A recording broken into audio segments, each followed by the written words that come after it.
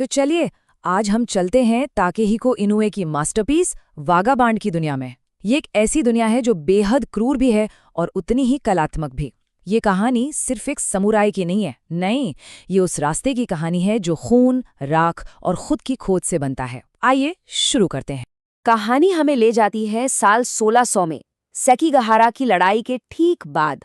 सोचिए, मैदान लाशों से भरा पड़ा है, बारिश खून को धो रही है और हवा में हार की एक अजीब सी खामोशी है।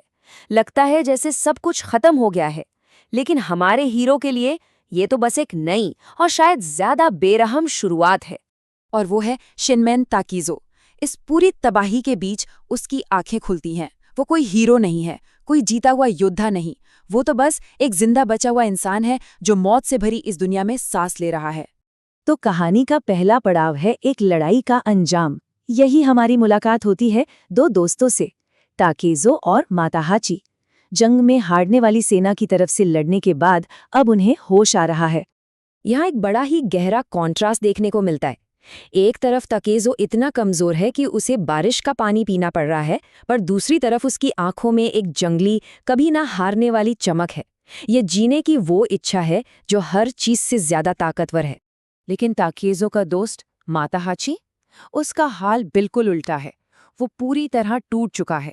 एक महान समुराई बनने का उसका जो सपना था, वो इसी कीचड़ और खून में कहीं दफन हो गया है। शोहरत पाने की जो ख्वाहिश थी, वो यहीं दम तोड़ देती है। अब आता है कहानी का दूसरा हिस्सा, जीने के लिए एक जानवर जैसी इच्छा।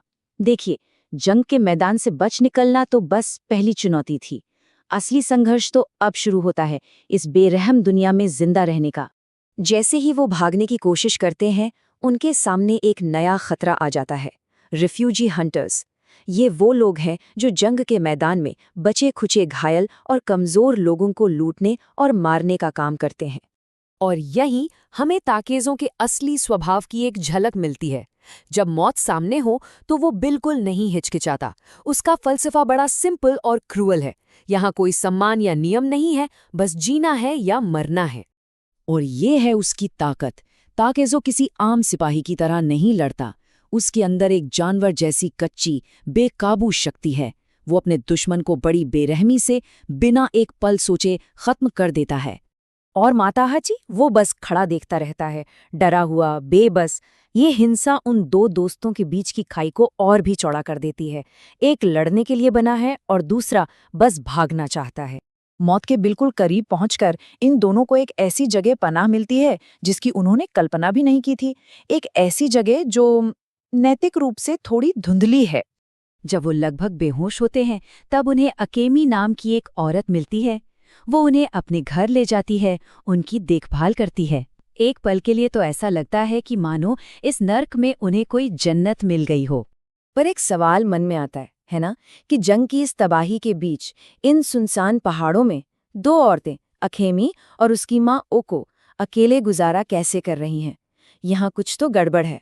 और जल्द ही माताहाची को इसका जवाब मिल जाता है। उसे तलवारों, कवचों और जंग के मैदान से लूटे गए दूसरे सामानों का एक पूरा भंडार मिलता है। उनकी वो शांत सी झोपड़ी एक गहरा राज छिपाए हुए है। और फिर अकेमी बिना किसी लाग लपेट के सच बता देती है, हम चोर हैं। वो जंग के मैदान में जाकर मरे हुए लोगों का सामान लूटती हैं। उनका ये ठिकाना सुरक्षा का नहीं बल्कि मौत पर बना है। ये सच्चाई दोनों दोस्तों को और भी अलग कर देती है। वो इस अजीब से माहौल पर अलग अलग तरह से रिएक्ट करते हैं। उनके रास्ते अब साफ तौर पर अलग हो रहे हैं।